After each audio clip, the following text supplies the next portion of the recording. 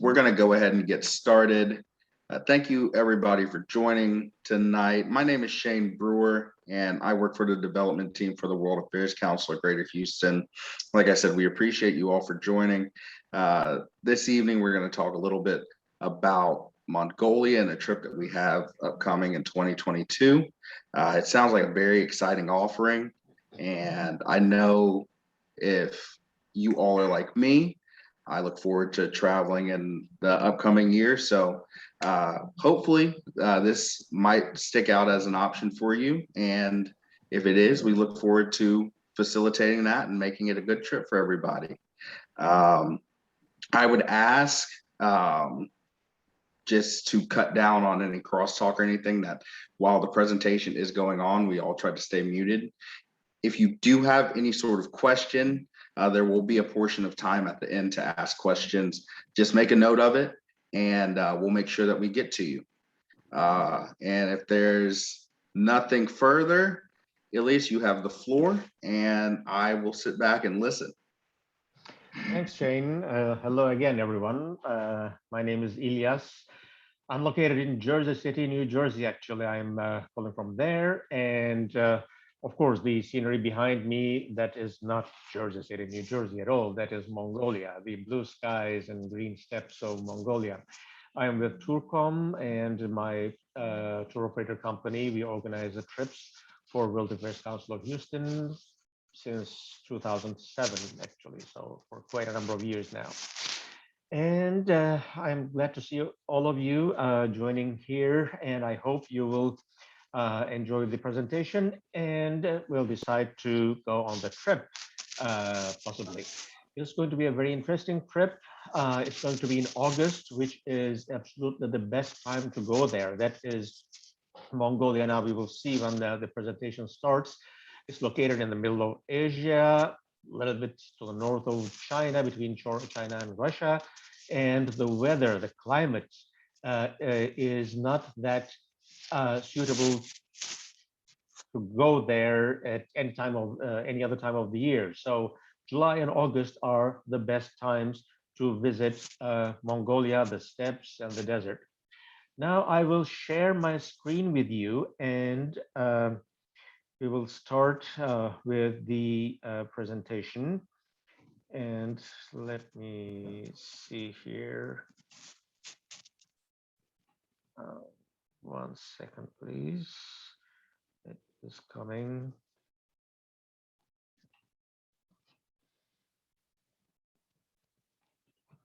Yep. I believe you all can see my screen at the moment. So yes. Our trip to Mongolia, that will be 12 days and 10 nights from August 6th to August 17 of 2022. As I mentioned, the best time to go there. There won't be snow, there won't be rain. The weather will be pleasant. It may be overcast from time to time, but it will be extremely, extremely rare to have rain, for example. So we will, let's first start about, or talk about Mongolia in general. The location, as I mentioned, in the middle of Asia, and it is a landlocked country. To the north, there is Russia, and to the south, there is China. So it has boundaries with two big powers only, landlocked, no access to sea. So because of its location and because of those two neighbors, its politics, its social life, its economy, that is more or less, or not more or less, but quite a bit influenced by its location. So it's quite a big country as far as area goes. It's more than 600,000 square miles. But despite that, the population is quite small, 3.3 million people. So the population density, you might think, is very low. It's all scattered around. That is partly true. But if you remember that more than half, or approximately half of the population lives in the capital, in Ulaanbaatar, which is here. If you see my cursor here, this is Ulaanbaatar. And so Ulaanbaatar is more densely populated, and the rest of the country is mostly empty, we can say. It is, we'll talk about its economy and other facets of the country too. Now, the brochure of the trip you can download from World Affairs Council website travel section. There is the PDF version of the brochure. And in the brochure, flights were not given, as the flights for August of 2022 are not announced yet. But we expect that we will fly either through Beijing on Air China or on Turkish Airlines via Istanbul. Beijing route seems more possible at this point. Now, we will fly into the capital, Ulaanbaatar. And as I mentioned, this is the biggest city, capital, and the biggest city of the country. Here we see, this is a scene from one of the main arteries, with the name of the city, Ulaanbaatar. But most of course, Mongolians, they speak Mongolian. They have their own language. And at times it's quite difficult to pronounce, to produce those guttural sounds. So just I'll try to do my best here, but it is quite tricky. So Ulaanbaatar, a population of 1.3 million people. It was established, or the first settlement over there, not the prehistoric, but in recent times, that was at the beginning of 17th century by Buddhist monks.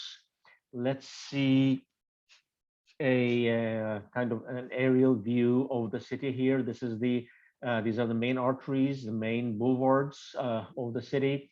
We see a bunch of high rises. Of course, the country is developing and the capital is developing. So we see more and more of high rises. But this is the only part where we see, modern architecture and high rises here. And by the way, this kind of half circular building on the right-hand side, that is Blue Sky Hotel. That's going to be our hotel. We will stay here when we are in Ulaanbaatar, in the capital. Now let's see another aerial view, and more, just bigger view.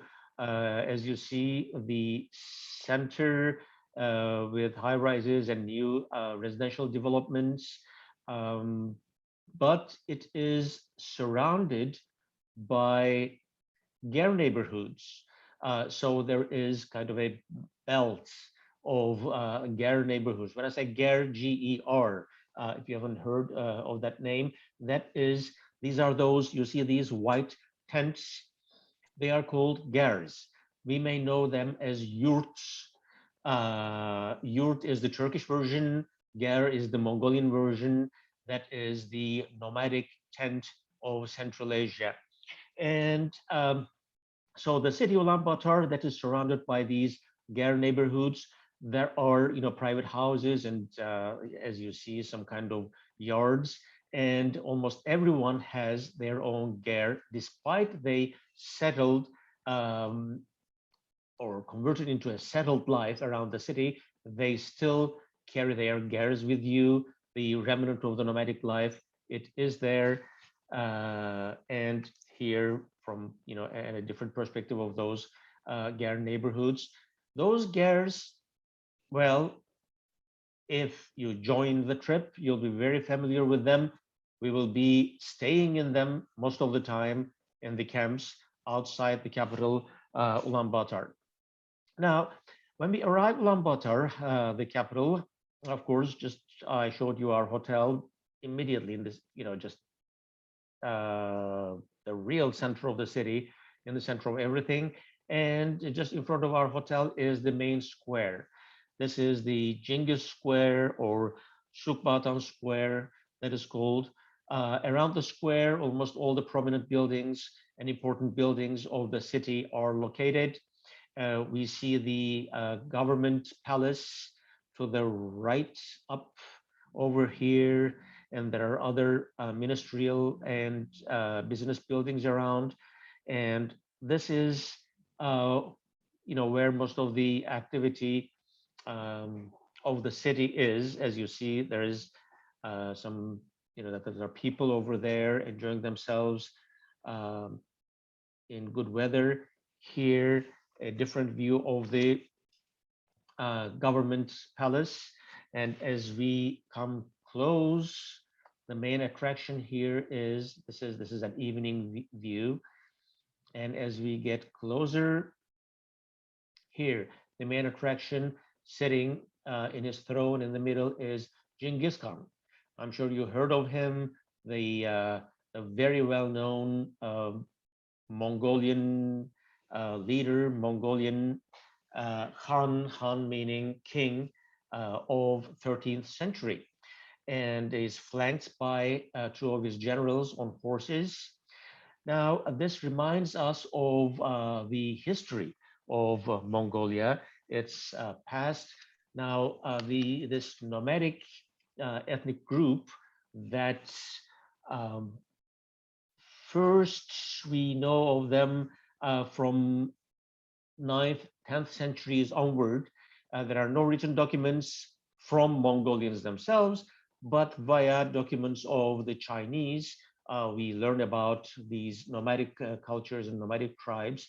Those were settled in region of this area of Central Asia, and Mongolians formed their empire in 1206. At that time, Genghis Khan, he established his reign, and he was coronated as the Khan, as the king of the empire.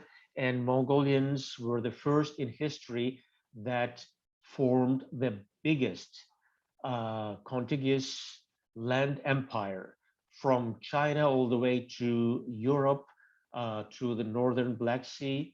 It was all under their domination from 13th century, well, till the end of, let's say, 15th century, by which time all this area was divided among Genghis's sons and grandsons. And so the empire became much, much, much smaller. So Genghis Khan is the main national figure here, a better view of him in his throne.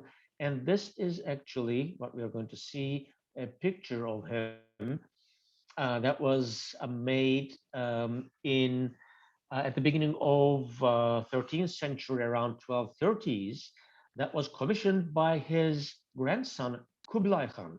Kublai Khan is also a famous figure. If you have read about Marco Polo's travels, for example, from Venice to China, to today's Beijing, Kublai Khan was the emperor, and he was the grandson of Genghis Khan. So he commissioned this painting in 1230s, a more or less reliable liking of Genghis Khan. So during our days in Ulaanbaatar, we will visit the main square. We saw the government palace, the main center of the parliament, and the government. And this is the opera house. Opera house we'll see from outside at the moment, but at the end of our trip, we will go in there to see a fabulous show of Mongolian music and dances. And we'll also visit the National Museum of Mongolia, where we are going to see quite a number of ethnographical material, the clothes and the materials that they used in their daily life, in the nomadic life. And in addition, quite a number of archaeological material that were excavated in a number of places where we are going to visit in the following days. We're also going to visit one of the main hills of the city. That's going to be the Zaisan Hill, and what we are seeing in front of us is a memorial to the Russian soldiers who died during the Second World War. Now, as I mentioned, Mongolia is located in between Russia and China. Now, Mongolia history, we started with the empire in the 13th century. But then in the 17th or at the end of 16th century, there was Chinese domination. And in 1911, by the end of the Qing dynasty, they gained their independence from China. And in 1924, after Russian Revolution, they never became a part of Soviet Union, but there was a communist regime, a Communist Party of Mongolia, that was supported by the Communist Party of Russia, and they took the power. And People's Republic of Mongolia, or Mongolian People's Republic, was established in 1924. So they were not a part of Soviet Union, but they were totally organically related to Soviet Union under their influence and political domination. So in the Second World War, they also sent soldiers to the Red Army, and they fought in the Second World War together with Russians. And a bunch of Russian soldiers also came this way to fight against partly Germans to the south and partly Japanese.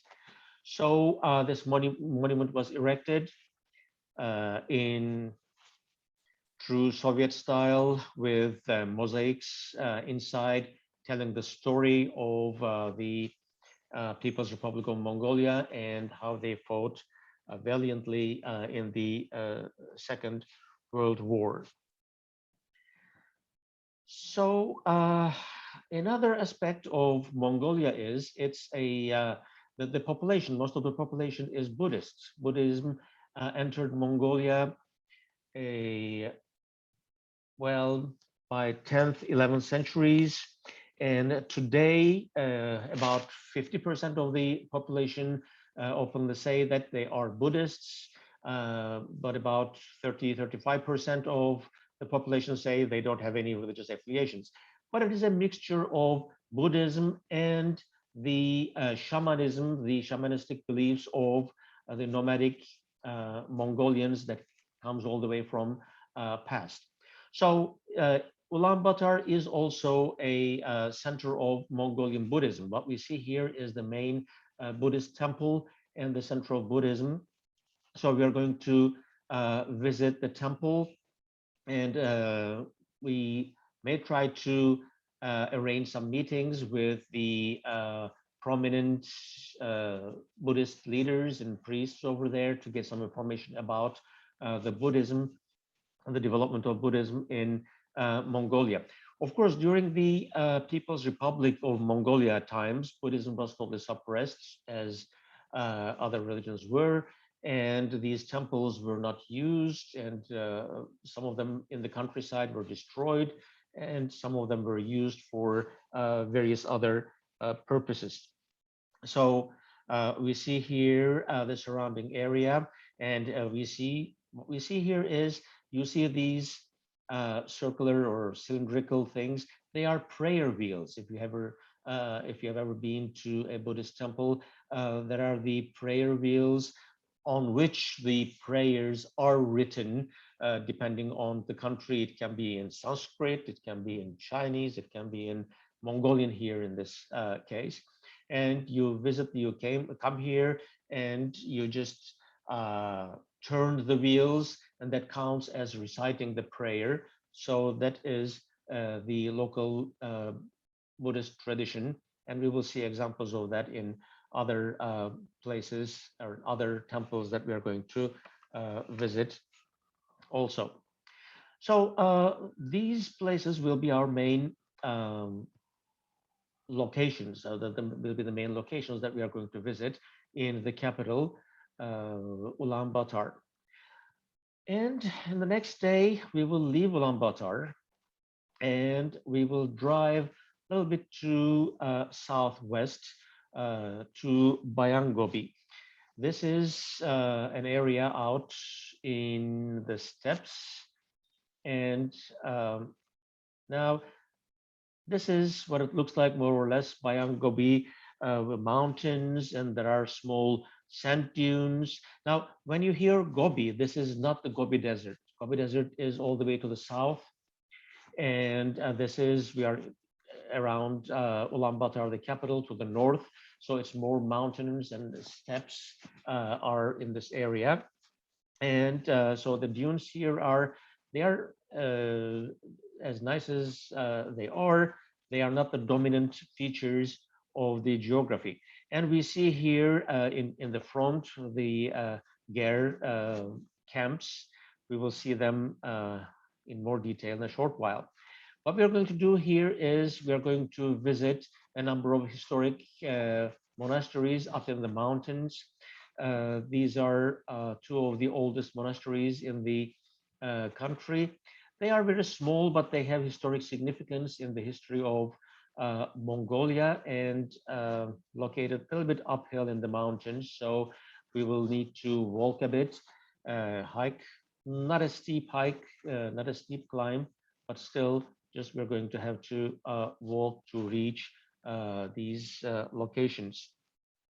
These are from 17th century, and they were destroyed in 1688 in a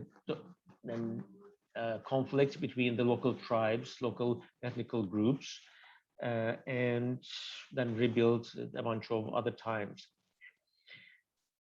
And we will continue our day visiting a family of horse breeders. Now, horse culture, this is extremely important in the life of Mongolian people. This is what is used for transportation, or this was, I should say, gradually it is changing, of course, but this is the main mode of transportation. Mongolian horses are a little bit on the low side, short legs, but they can run very fast. And we will visit, as you see, let's go to the next slide. In the countryside, we can see them everywhere, just people riding everywhere on horses. So horse breeding is one of the main economic activities in the region. So again, here in the background, we see the Ger of the family and the horses that they are breeding. It takes, of course, a lot to deal with the horses. Historically, first of all, when I say historically, if you go all the way back to 4000 BC, this area was not known for horses, and this is not the area that horses were domesticated first. Now, the recent archaeological discoveries point to Ural Mountains, to the north of Black Sea, what is today Ukraine and part of Russia, that area as the oldest area where horses were domesticated, and from there the ethnic groups of the region disseminated into Central Asia, and they brought horses with them, and the Central Asian populations, they took it over and made it a part of their nomadic life. So in the life of the nomads, it's extremely important. Again, in history, in Silk Road, I'm sure you know about the Silk Road from China all the way to today's Istanbul, Constantinople, and to Europe. There were various routes. Now, horses were an important economic item in return for all the silk and porcelain and spices and other items that they get. They paid for them in horses and in sheep. So horses were a big part of the domestic and international economy at the time. And we see both of them here, horses and sheep, and the background, the steppes of Mongolia. And of course, they start riding horses at a very early age, just, little kids. They grow up on horses, so it is like walking for them, and every day, everywhere, every time. Of course, today motorcycles are gradually taking over. So when we go there, we are going to see people just biking here and there. And let me tell you this, there are very, very few paved roads over there. So we will be mostly driving off-road in the steppes. And so horses are very suitable, of course, and we will have most of the time 4x4s, SUVs uh, during our trip. The main arteries, main highways that connect Ulaanbaatar to Bayanggobi and then Harhorin, where we are going to spend the night at the end of the day. That is the main highway. And apart from that, almost everywhere you drive through the steppes, basically. So we'll visit this horse breeding family. And another important thing with the horse is what is called ayrak, horse's milk, mare's milk, I should say. That is fermented and it's a little bit, has alcohol in it due to fermentation, and it has some kind of a, let's say, sourish, yogurty taste. So we'll have an opportunity to taste that local horse milk drink too. Now, since we are on the way, I think we should talk about the Gar camps where we are going to be staying in during our visits outside the capital. Because outside the capital, there are no hotels. Hotels are only in the capital, and otherwise we are going to stay in gar camps like these. Now, as I mentioned, these gars, these nomadic tents, they are nomadic tents and they are portable under normal conditions. They are collapsible. They just take out the top and the skeleton inside. Just it can collapse into small pieces, so you can carry them on horseback, and wherever you go you just set them up. It takes, well, an hour, I should say, to set it up and cover it all, and inside are is covered with rugs. But these ones, of course, these are the camps. These are kind of semi-permanent, so they are set up on more settled, sometimes concrete bases. And from, this is a close up, they have doors. You see the chimneys here. So in winter or for cold nights, they have a stove in the middle. This is inside, as you see, beds and some sitting area. They are quite spacious, actually. And as I mentioned, there's a stove, but in the past, they didn't have stoves, and the top of the ger could be opened, and that would work as a chimney, and they would have the hearth in the middle of the ger, in the middle of the tent, and they would do all the cooking there, and of course, heating and everything.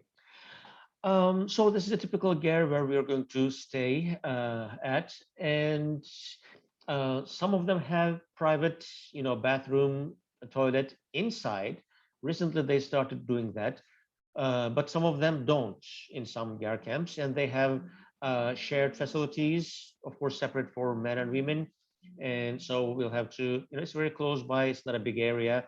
Just you to walk to the main building, or sometimes tent, for a shower or to brush your teeth. And they have separate gars that function as kitchen and restaurants. These are an example. And we have our meals, lunches, or dinners in this kind of a gar restaurant of the camp. As far as the food is concerned, well, of course, this is, in the middle of steppes, and the traditional food of Mongolians, it's more on the side of meat and dumplings and stews, carrots and cabbages, But of course, they are creative, so they have more, chicken and Western style food. In Ulaanbaatar, it's possible to find, more restaurants, and so we will eat most of the time out at different restaurants. So from Bayanggobi, which is in the middle of, steppes, we will drive to Harhorin, and it's just in this area here. On the way, the scenery is again the steppes, the big skies, just grazing horses and sheep and hares scattered around, and mountains, and just flocks and flocks of sheep around with shepherds on horses. So this is the scenery that I like the most about Mongolia. It's like the history stopped at ninth century. So from ninth century onward, those nomadic empires from the time of Genghis Khan and uh, Timur, although Timur is from, down south, Uzbekistan, again from kind of Mongolian lineage. Uh, this was what they saw, and this was what they lived in from 8th century onwards. So it feels like nothing has changed. That feeling is what I like when I visit Mongolia. Now, this is another item, another interesting thing that we are going to see during our drives. This is called an ovo. This is a stone heap, but it is a sacred stone heap. It is actually uh, made as a shrine for God of Heavens. So this is from the shamanistic period all the way before Buddhism. So this is from the original shamanistic rituals and shamanistic beliefs of Mongolians and other ethnical groups of Central Asia. You can find this, we can see these, especially at road junctions, and travelers come and everybody brings a piece of rock and puts on top. So that is how these ovos grow in time. More people come, the more travelers there are, the bigger the ovo is. And it is considered to bring good luck to walk around the ovo 3 times, circle the ovo 3 times. So this is what these locals are doing, and what we also did during our visits. So at the end of our travel this day, we will arrive at Harhorin or Karakorum, which was uh, the capital of the Mongolian Empire at some point at the beginning of or in the middle of 13th century. For a short period of time from 1235 to 1260, and then again at the end of the 14th and beginning of 15th centuries. What we see here are, these are the walls. These are called stupas. They started as mausoleums of eminent soldiers or eminent priests, and then just they started to use them for, or build them for defensive walls around the cities. Now we will see an aerial view of this Harhorin. As you see, it is a square area. It doesn't cover that big of an area actually. And there are a number of monastery complexes in it. A bunch of stuff needs to be still excavated. They haven't excavated, but even if they did, what they would find would be remnants of some walls and nothing more, because if you remember, the population, even at the time this was the capital, most of the time people lived in gers, in nomadic tents. So this was a tent city at the time. So nothing built but the monasteries that we are going to visit. Other than that, not many buildings to excavate in the first place. So we will visit this old capital of the Mongolian Empire. This is Erdenezu Monastery. Again, from, well, originally from 13th century and then burnt down and then rebuilt a number of times. A big monastery complex and one of the popular places where locals, of course, visit. And we will see locals in their local costumes. That is very common in their daily lives too. Most of the time, they wear their local costumes, and especially for this kind of a visit to a monastery, a religious place, definitely they kind of dress up. And here again, we see prayer wheels, just turning the wheels in lieu of reciting the prayers. So we will spend some time in Harhorin visiting this complex and the rest of the city. And there's also a small museum with the exhibits of the findings in the region. Then close by, there is another archaeologically and historically important region, an area. Khushu Tsaydam is the name. This is important in the history of all Turkic empires. Now, when we say Turkic empires, uh, just in today's Turkey, there was Ottoman Empire. They came from Central Asia originally in 13th century in waves of of migrations from Central Asia to Iran, what is today Iran, what is today Azerbaijan, northern Iraq, and into Anatolia, today's Turkey, all the way to Eastern Europe. So everything started here at this location in 8th century AD. So there are stelae, there are the oldest Turkic inscriptions recorded, in history. They are here. They have been found here from 734 AD, and it is a memorial complex for the Han, for the king of the time, Bilge Han, and Kültagin, his general of the time. So we will visit the small museum over there and learn about the history of the Turkic empires, how everything started from 8th century here and developed all the way to 20th century westward.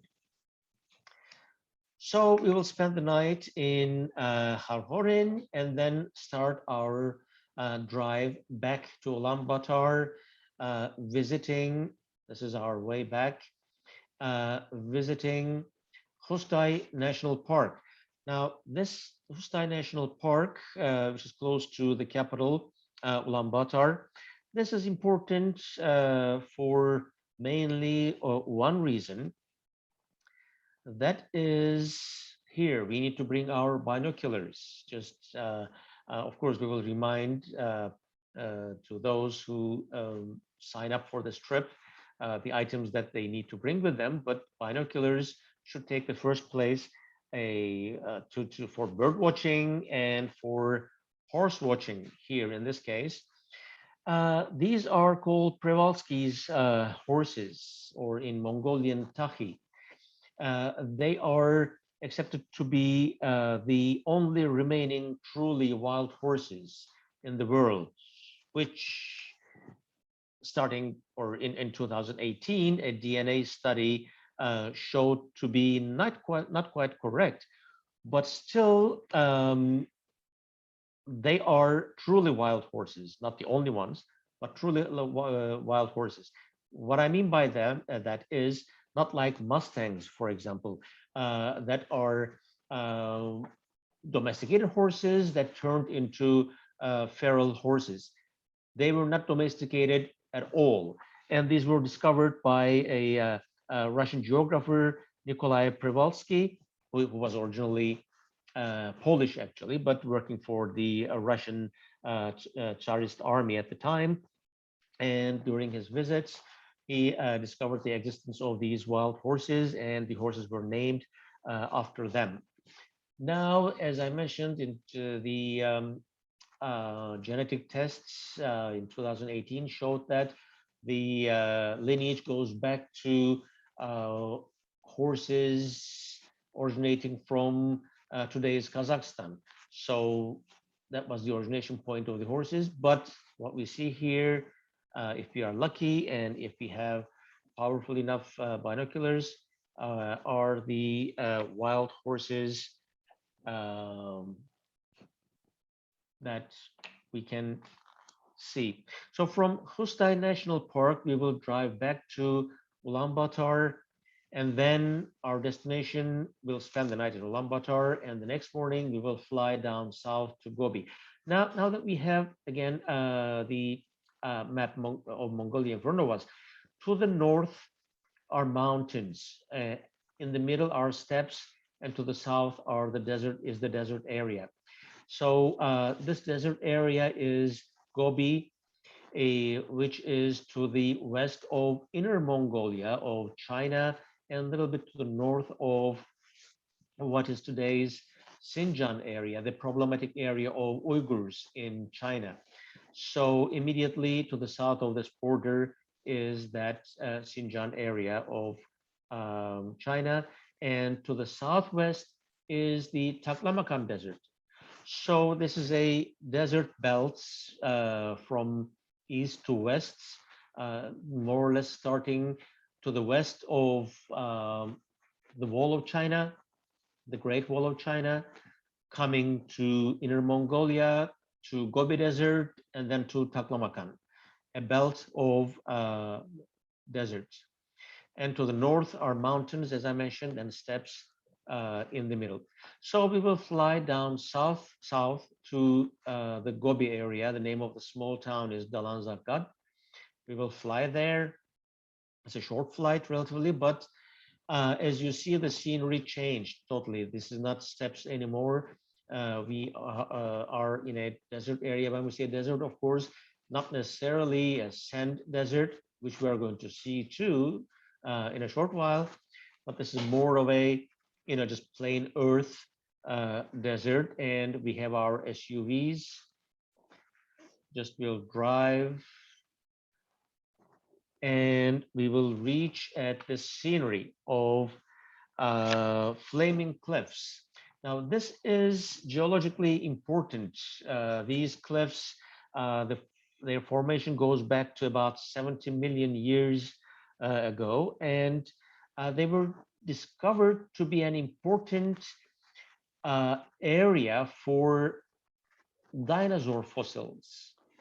And they were discovered in 1920s by an American scientist, Roy Andrew Chapman, and he found the area. He found that is rich with all these fossils of dinosaurs, dinosaur eggs and bones, and started excavations that continue still today, actually. And in the foreground, we see another ovo here, a smaller one. And there's a small museum where we are going to get information about the history of the fossils and history of the dinosaur era in this area, and see dinosaur fossils. There's an interesting one of fighting dinosaurs. That's going to be very interesting, nice to see it.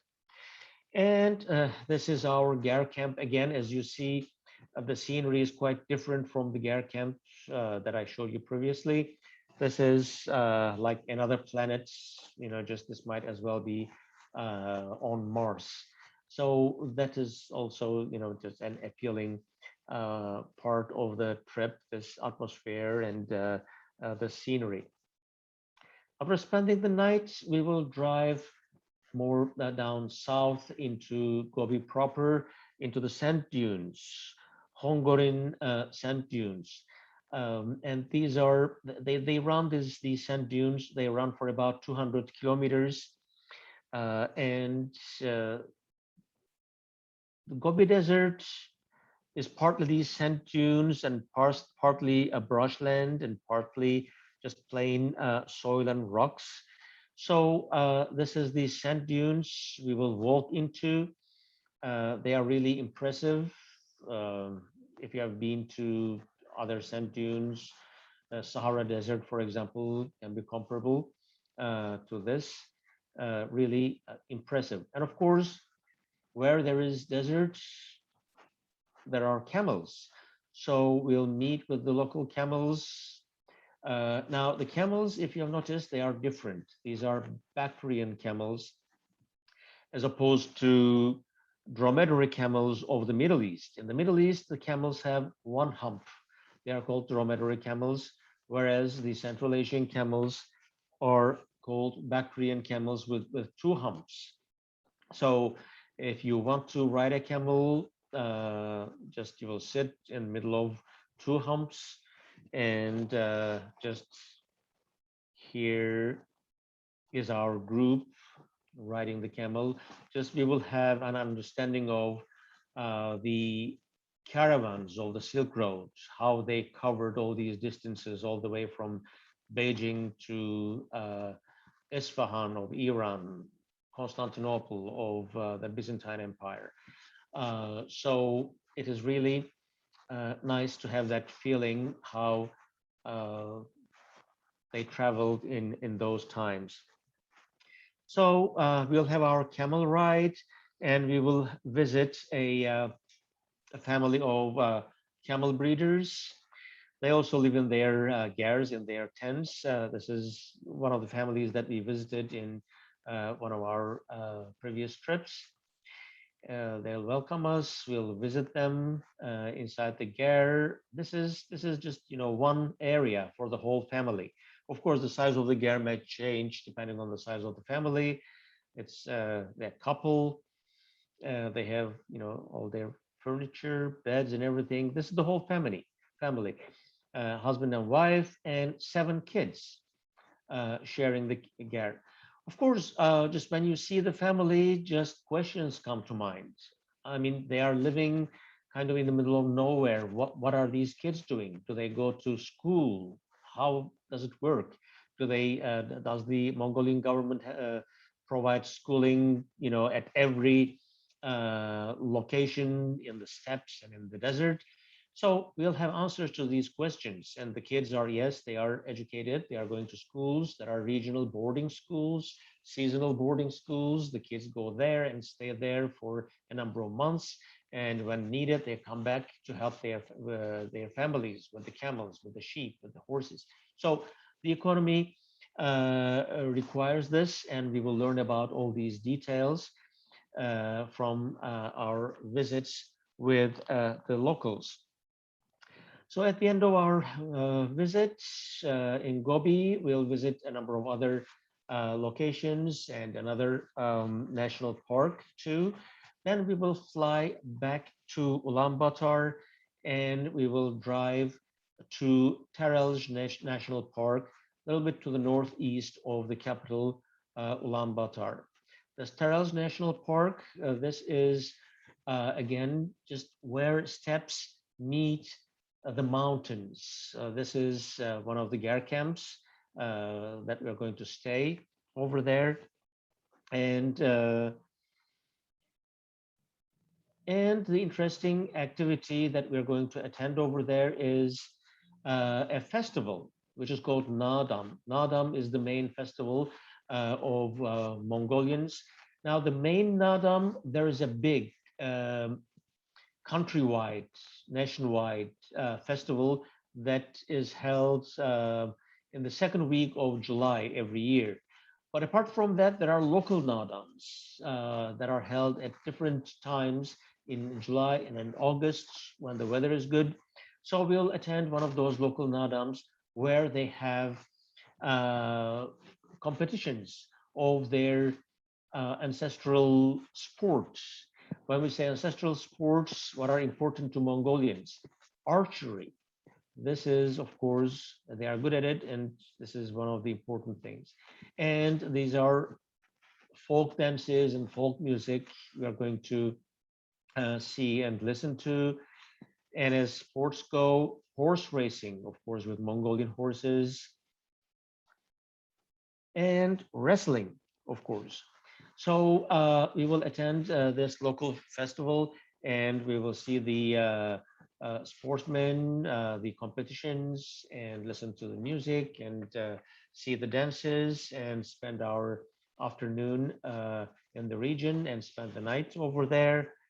And then we will drive back to the capital, Ulaanbaatar, for our final night in Mongolia, where we are going to go have or join a show at the Opera House, where I showed the picture, which I showed the picture of at the very beginning, the Opera House at the main square. And this is really a fantastic show with Mongolian dances, Mongolian music, both classical and modern. We'll have an opportunity to listen to them, and Mongolian songs and dances. Mongolian music, I don't know whether you ever heard about that, but throat singing, that is, Mongolian music is famous with that, which is at the beginning, if, you know, when you hear that for the first time, it may sound a little bit strange, as it is, you know, we may not be accustomed to that, of course, but a a singer can produce more than one tones at the same time while singing.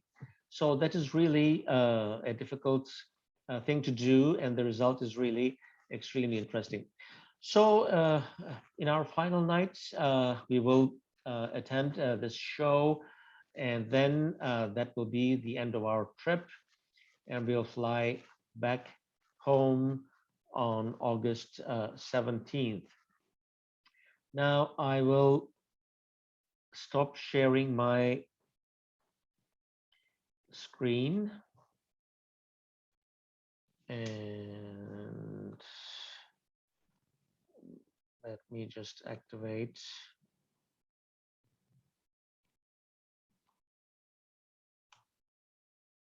Yep.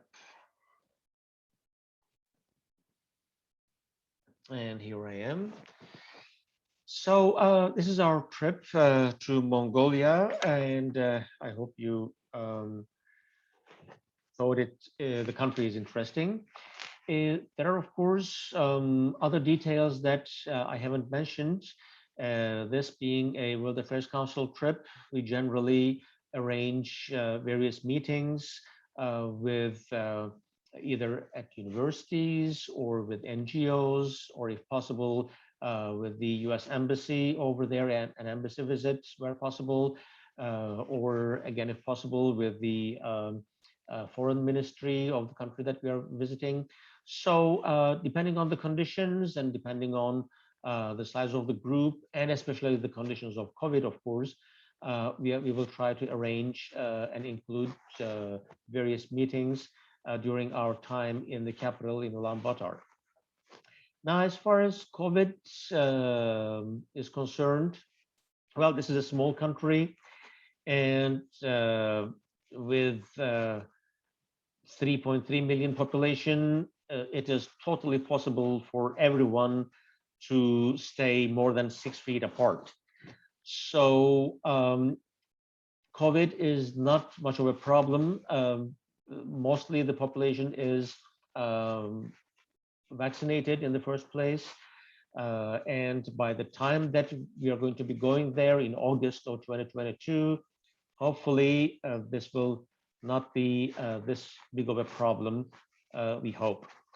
So there is that. Is there anything else that I missed? Or just if you have any questions, please, I'll try to answer as much as I can. I do have a question. Sure. You're talking about the weather in July or August. What would the temperatures be Yes. equivalent Fahrenheit? Yes. Now, first of all, let me tell you that there's a big temperature difference between day and night. During the day, we can have upper 70s, lower 80s even in the middle of the day, especially as we go down south to Gobi, the desert area, you know. So during the day, we may have quite, you know, warm weather, and at night it may go down to 50s, mid 50s. Okay. And the weather also can change quite rapidly, in the sense that, I mean, we don't expect, as I said, rain or anything, but it can be windy. So it's always a good idea to wear in layers, to bring a warm coat just in case, for chilly nights and for windy weather. Mhm. But it varies between, but on average, I should say, just mid 70s or lower 70s during the day, and lower 60s at night, especially up in the north. Well, for Houston, that sounds really good. That is right. So that is That's the way best better than weather our weather. best weather we can find in Mongolia. Mhm. Any other questions or anything you'd like to know? Oh, yes, I'm sorry, Sure. another one. The flights south and then back north again. What would be the duration of those flights? A couple of Well, hours? and not even that, just a little bit more than an hour. Sorry, that's my phone going on. That's all right. A little bit more than an hour, I said. Okay. Oh, that's great. Okay. Yep. So that's for just a one night overnight down and back the No, next day? no, actually, no. We fly there, we spend 3 nights Oh, okay. in that okay. area. Yes. I misunderstood. Okay, Yes. Yep. great. I may get to go to Mongolia. Well, yes, of course. Oh, that's cool. This is the opportunity, and it's really a very interesting country. Mhm. The scenery, as I said, the feeling of history. Even though, I mean, when you visit, as I said, you visit Italy, you visit Turkey, you visit Greece, you see the physical monuments of the past. You see the churches, the temples, the mosques, and everything. You go to Mongolia, you don't see any of them, but the feeling is there because this is where it all started. Mhm. This is the location where all those nomadic peoples started their big migration from Central Asia to West, with the population increase, with the scarcity of resources. They had to move, and they had to leave these lands and go and occupy today's Iran, for example. One of the first Turkic empires, Seljuk empires. They were the nomads who came from this area and settled around Isfahan, around what today is Tehran, and formed the Seljuk Empire in what is today's Iran. And from where they migrated into today's Anatolia and formed the Anatolian Seljuk Empire and formed Ottoman Empire. And then they conquered Eastern Europe all the way to Vienna in 1680s, right? So, and up to Crimea. So the history, it all started here in this area. And also from here up north to Crimea, now where the problem is occupied by Russia, right? All the Tatars. Genghis Khan went there. Genghis Khan's grandchildren went there. They occupied Crimea and they fought against the Italians over there. They brought the plague, the bubonic plague, from Central Asia to Crimea, from where by ships it was carried down to Italy, and from where to, all over Europe. So this is where these, various civilizations and calamities in history started. In that sense, and you get the feeling. And of course, today's Mongolia is a country in itself that is interesting in itself. But when combined with this kind of a history, it becomes even more interesting. Right. I have another question. Sure. This video was recorded, correct? Yes, still being And recorded. so we would be able to review it at some later date. And Shane, sorry, just started to say Sean. I have a friend named Sean. Would we be able to share this with friends if we wanted to? Is this going to be on some public? Yes, it will be on Media. World Affairs Council's website. When you go to WAC Houston, World Affairs Council of Houston website, go to travel pages, you will find the link over there, and I'm sure Shane will also email you the link once it's on the website. Great. Okay. So you can share it with anyone. Thank you. Shane, you want to go? Yeah, in regards to the link, I definitely, we're going to work on that tomorrow, getting it set up on the website. Usually after we have an info session like this, we set the link up on the website and the corresponding page, the trip that it corresponds with. Aside from that, when I get access to the link, I'm more than willing, Joy, to send it out so you can circulate it amongst your friends. Great. Yeah, so we can definitely take care of that. Okay, Betty, you and I need to go. Yeah, maybe we do. If Really? you go, you go. Really interesting. Thank Yeah. you. This has been great. Great. I'm Thank you, glad you everybody. enjoyed it. So if you have any other questions, please ask, or if not, then we'll call it a night. And thank you very much for joining and listening. And hopefully you'll join the trip too. Thank you. Bye-bye. Absolutely. Thank you all for joining. Okay, bye, everyone. Bye-bye.